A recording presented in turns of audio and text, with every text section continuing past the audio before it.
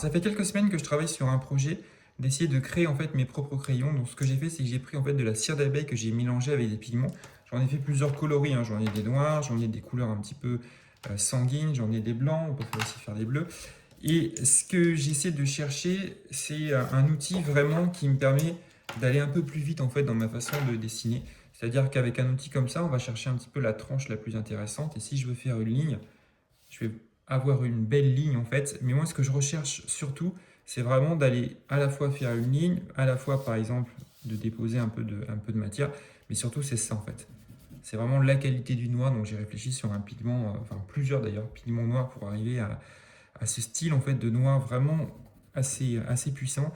Et ce qui est intéressant avec cet outil, c'est que ça permet de dessiner un petit peu n'importe où, mais aussi ça permet d'éviter d'en mettre partout en fait.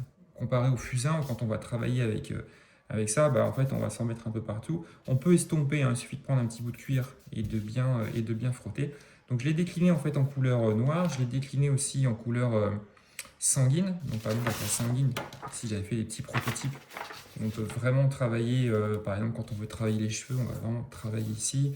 On peut faire du remplissage un peu plus rapide. Et puis après, on peut travailler de façon un peu plus précise, hein. Il suffit qu'on ait une pointe. Et ensuite, si par exemple je vais m'amuser à faire un cercle par exemple, voilà, je vais être sur quelque chose d'un peu plus précis. Donc j'ai fait pas mal de prototypes, j'utilise ça depuis quelques temps.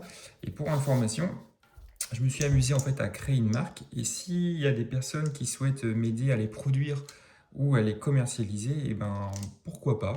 Sachant que s'il y a des gens qui sont intéressés, je peux vous en produire déjà quelques-uns et le résultat est plutôt pas mal. Donc voilà, ben écoutez, n'hésitez pas en commentaire si jamais vous avez des questions ou autres.